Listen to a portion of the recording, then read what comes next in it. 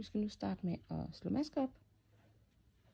Jeg har mit garn sådan her, for at slå den første maske op.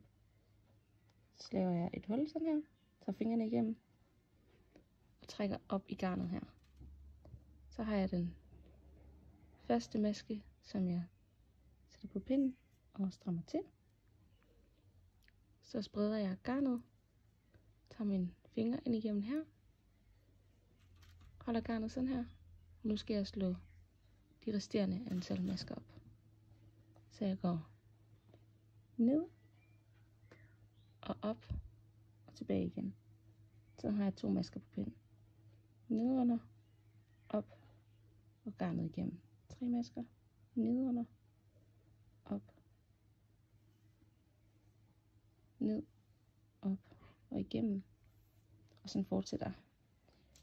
Jeg har nu slået det antal masker op, som jeg skal i den størrelse, jeg skal strikke, og jeg skal nu strikke rib rundt på rundpinden. Så jeg tager fat i garnet sådan her, og strikker den første maske ret, hvor jeg går igennem masken her, trækker garnet med tilbage igennem, tager pinden under garnet, går ind i masken den her vej, går rundt, om at gribe fat i garnet og trække garnet med tilbage igennem. Når du strikker en vrangmaske, når du strikker rib, så skal du hele tiden skiftevis strikke en ret maske og en vrangmaske.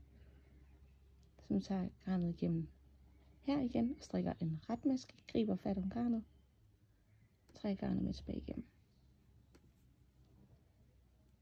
Nu skal jeg strikke en vrangmaske, så jeg tager garnet foran pinden, går ind i masken den her vej,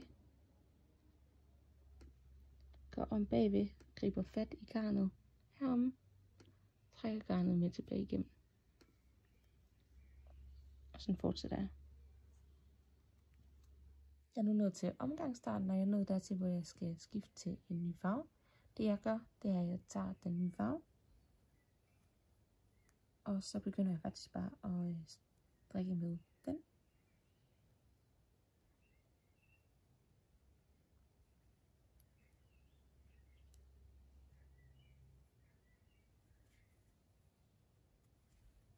Så fortsætter jeg med at strikke rib, som jeg ellers har gjort.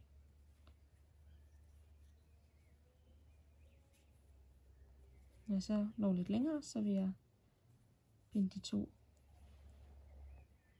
farver sammen herover, klippe tråden og lave en knude. Når jeg har strikket et par runder med den nye farve, så tager jeg de 2 tråde her og laver en knude helt tæt på. Og så hæfter jeg til sidst de her 2 tråde. Nu skal jeg skifte farve igen, fordi jeg er her ved min omgangsstart. Så jeg tager bare en ny tråd og begynder at strikke rib igen. Om lidt så klipper jeg tråden til den blå farve. Jeg skal nu lave min ombukkede kant, og jeg starter med at finde den her tråd fra, som var der, hvor jeg slog min første maske op. Så folder jeg kanten op, og nu skal jeg en efter en samle en maske op hernede. Først her, så en ret maske, så en vrangmaske, så en ret maske.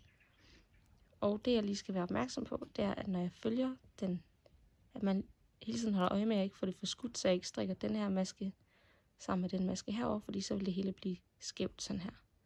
Så det jeg lige gør lige nu, det er, at jeg kigger her på min ret maske og følger den hele vejen rundt. Og der vil jeg så havne hernede, fordi en ret maske her på forsiden vil være en vrangmaske hernede. Så jeg starter med at gå ind her og lægge masken op på pinden.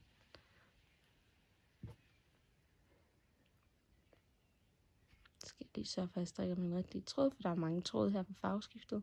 Og så skal jeg strikke de her 2 masker ret sammen. Så jeg går igennem begge masker med pinden, går om og griber fat i garnet og trækker garnet igennem. Nu skal jeg igen identificere, hvorfor en maske der jeg skal have op på pinden. Jeg har en vrangmaske her, Så det vil sige, at jeg skal finde retmasken her om bagved. Og den er her. Den tager jeg op på pinden. Og så er jeg ret sammen. Nu har jeg en retmaske her, så jeg skal finde en vrangmaske herom. Og den er her. Man kan se, her er nogle retmasker. Herover er der nogle retmasker. Så det her i midten, vrangmasken er. Den sætter jeg op på pinden. Og så strikker jeg ret sammen. Ups. Jeg skal lige strikke min rigtige tråd.